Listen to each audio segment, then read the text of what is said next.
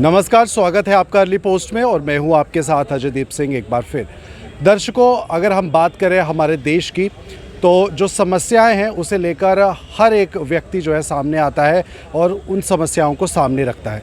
लेकिन अगर हम हमारे देश के युवाओं की बात करें जो एक बहुत बड़ा पिलर के रूप में काम करते हैं, युवा हर मंच पर सबसे आगे रहते हैं। चाहे वो अच्छा कुछ भी हो उसके बारे में बताते हैं, चाहे अगर कुछ भी बुरा हमारे समाज में हो रहा है उसे लेकर अपनी आवाज़ उठाते हैं।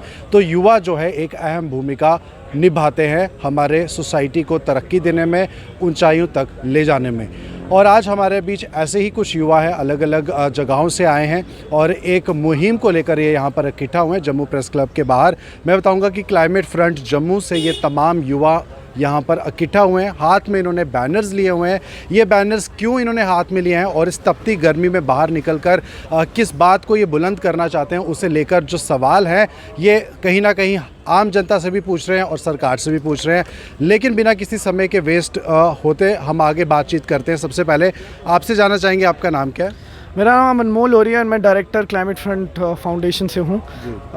देखिए, आज आपने जैसे बोला बहुत ही तपती गर्मी है और आज हम बाहर आए, उसका एक ही वजह है, हम लोगों को बताएं कि भाई ये गर्मी जो है ये डायरेक्टली रिलेटेड है क्लाइमेट चेंज से। इसका रीज़न क्लाइमेट चेंज है और ये अभी शुरुआत है, ये वर्स्ट नहीं है, वर्स्ट आएगा आने वाले सालों में। और ये शुरुआत है, ये ट्रेमर्स है जो हमें दिख रहे हैं, वर्स्ट की ट्रेलर है। अभी आज भी हम लोग समझ नहीं पा रहे हैं कि ये क्यों हो रहा है। ये क्यों हो रहा है? क्योंकि डिफॉरेस्टेशन हो रही है। ये क्यों हो रहा है? क्योंकि हम लोग क्लाइमेट चेंज इंड्यूसिंग एक्टिविटीज़ कर रहे हैं, चाहे वो हमारा एमिशन रेट हो, चाहे वो हमारा पोल्यूशन हो, चाहे वो हमारी डिफॉरेस्टेशन हो। देखिए, आज जम्मू में एक फॉरेस्ट है, राइका फॉरेस्ट। वो बहुत सारे लोगों को नाम भी नहीं पता, बट सिद्रा सबको पता है क्योंकि सिद्रा सब जाते हैं। सिद्रा ही राइका फॉरेस्ट है। सिद्रा के जो हम लोग बोले लेफ्ट साइड राइका फॉरेस्ट आता है। अब वहाँ पे एक बहुत बड़ा लेवल पे प्रोजेक्ट आया है जो हाई कोर्ट का कॉम्प्लेक्स का प्रोजेक्ट है। वो प्रोजेक्ट 25 साल पहले जानीपुर में भी आया था, वहाँ पे भी जंगल था, वहाँ पे भी आया, पेड़ कटे, हाई कोर्ट बना। अब 25 साल दोबारा राइका में आ रहा है। हम लोगों को ये लॉजिकल नहीं लग रहा। हम लोग कह रहे हैं कि भाई इतने सारे पेड़ काटना, और सिर्फ यहाँ तक ख़त्म नहीं होगी बात। जब हाई कोर्ट बनता है तो आसपास दुकानें बनती हैं, घर बनते हैं, तो उसका कोई हिसाब किताब नहीं होगा उन पेड़ों का कि वो पेड़ कहाँ जाएंगे। ये तो गवर्नमेंट प्रोजेक्ट है, तो हमें पता चल रहा है कितने पेड़ कट रहे हैं, कितने नहीं पड़ रहे हैं। तो आसपास की डेवलपमेंट होगी उसका तो पता ही नहीं चलेगा। तो गारंटीड है अगले 5 साल के अंदर अगर वो प्रोजेक्ट बन गया तो वो सारी जगह पैसों की वजह से, भूख की वजह से, प्रॉफिट की वजह से बिक जाएगी। जी, इनका ये कहना है कि डेवलपमेंट जो है उसकी वजह से कहीं ना कहीं जो कॉम्प्रोमाइज़ है वो नेचर के साथ हमें करना पड़ता है। बिल्कुल सही बात है, डेवलपमेंट एक अलग स्तर पर होना ज़रूरी है, लेकिन अगर उसकी बुनियाद हरे भरे जंगलों पर पड़े तो ये बिल्कुल गलत है। इस बात को लेकर हम भी ये साफ़ करना चाहेंगे। बहरहाल और भी हमारे साथ यहाँ पर युवा मौजूद हैं, इनकी भी बात सुनने की कोशिश करते हैं। जो हम बहुत सारे मुद्दों को लेकर चर्चा करते हैं, चाहे वो राजनीति हो, हमारे सोसाइटी के कई ऐसे इश्यूज़ हैं, नौकरी को लेकर, ओवरऑल ग्रोथ को लेकर, लेकिन जो फॉरेस्ट का ये मुद्दा रहता है, हरियाली एक बहुत इम्पॉर्टेंट रोल प्ले करती है, ग्रीन गोल्ड भी इसे कहेंगे। हम कहीं ना कहीं आम जनता भी इस बात से बेखबर होती है और सरकार में बैठे हमारे जो लोग हैं, जो लीडर्स हैं, वो भी बेखबर रहते हैं। आप एक युवा होने के नाते क्या आपका मैसेज है और किस फॉरेस्ट डिफॉरेस्टेशन की आप बात कर रहे हैं जो सिद्रा में है, क्या कहेंगे? जी, मैं यही कहना चाहूँगा कि हमारा फ्यूचर आपके हाथ में है, इसे बचा लीजिए। आपने जी लिया जितना जीना था, अब हमें जीने दीजिए। और जिस जंगल की हम आज बात कर रहे हैं, राइका की, वो जम्मू का लंग्स भी कहा जाता है उसे, वहीं से ऑक्सीजन आती है। और आपको मैं ये बता दूं कि मैं गांव से आता हूं और गांव का टेम्परेचर काफ़ी कम है सिटी से। वहां पे मैंने अपने लेवल पे 20 प्लांट्स की प्लांटेशन की क्लाइमेट फ्रंट के साथ, और उनमें से बस 5 ही प्लांट सर्वाइव कर पाए, जबकि हम उनकी डेली रूटीन पे उनकी केयर कर रहे थे। और जो हम लगा रहे हैं वो भी नहीं सर्वाइव कर रहे हैं और हम उनसे दुगने मतलब कि काट रहे हैं। कैसे चलेगा सर ऐसे? बिल्कुल, ये एक बहुत बड़ा सवाल जो है हमारे जम्मू के इस युवा ने पूछा है कि डिफॉरेस्टेशन जो है बहुत तेज़ी से हो रही है। लोग अपनी अपनी बिल्डिंग्स बनाने के लिए, सरकार अपने अपने ऑफिसेज बनाने के लिए कई मुख्य जगहों को जो है पेड़ काट रही है। लेकिन जब इस गर्मी में और जिस बदलते मौसम का हम सब शिकार हो रहे हैं, नए पौधे लगाना और वो भी कितने पनप पाएँ, उस पर भी एक सवाल निशान है। पौधों को लेकर जानकारी भी आमतौर पर बहुत कम रहती है। आपसे अगर हम बात करें स्कूल्स को लेकर, क्योंकि बचपन से ही कि अगर हम बच्चों के दिमाग में ये बात डालें स्कूल्स कॉलेजेस में कि हमारे लिए प्लांटेशन कितनी ज़्यादा ज़रूरी है, तो कहीं ना कहीं आगे चलकर इस बात का ध्यान रहता है और ऐसे कदम जो है हम ही लोग नहीं उठा सकते। तो क्या आप कहेंगे कि कितनी नॉलेज जो है स्कूल्स या कॉलेजेस में अवेयरनेस प्रोग्राम्स कितना प्लांटेशन को लेकर हो रहे हैं, क्या समझते हैं आप जम्मू में खास तौर पर अगर बात करें? जम्मू नहीं सर, मैं अभी कठुआ की बात करूं सर, मैं कठुआ से हीरानगर के रहने वाला हूं सर। कठुआ के गांव बरवाल में भी इंडस्ट्रियल कॉम्प्लेक्स बन रहा है सिडको से सर। उनका ये कहना है कि सर वो लाखों की तादाद में पेड़ कटेंगे। वो तो ये चीज़ कह रहे हैं कि जितने पेड़ कटेंगे उसके हम डबल पेड़ लगाएंगे। पर सर अगर आप अगर एक पूरा जंगल काटोगे, आप पेड़ लगाओगे, वो पेड़ वापस आएंगे, जंगल वापस नहीं आएगा। आप पूरा एक बायोडाइवर्सिटी वापस नहीं ला सकते। उस जंगल में जानवर रह रहे हैं, पेड़ पौधे, बहुत कुछ चीज़ें हैं, वो अगर एक बार चलेगी वो वापस नहीं आ सकती।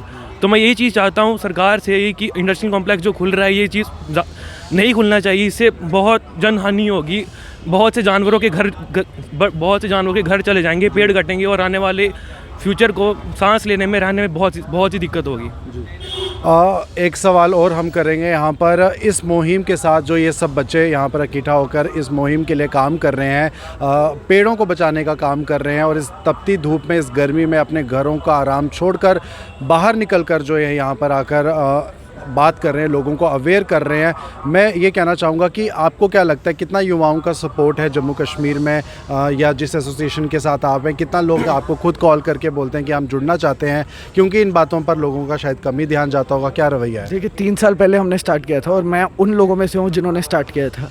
जब स्टार्ट हुआ था हम 2 थे, लिटरली हम 2 थे। 2 लोग ऐसे नारे लगा के निकल रहे थे और बोल रहे थे। आज हम 400 हैं।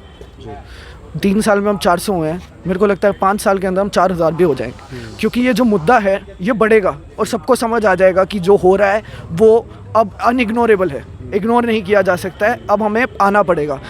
हर महीने हमारे साथ नया युवा जुड़ रहा है और ऐसा नहीं है कि हमारे साथ ही जुड़ रहा है। हमें खुशी इस बात की है कि हम लोग यहाँ पे सिर्फ अपनी एक मोनोपोली नहीं बनाने आए कि हम ही इस मुद्दे पे काम कर रहे हैं। हम लोग चाहते हैं मुद्दे पे काम हो।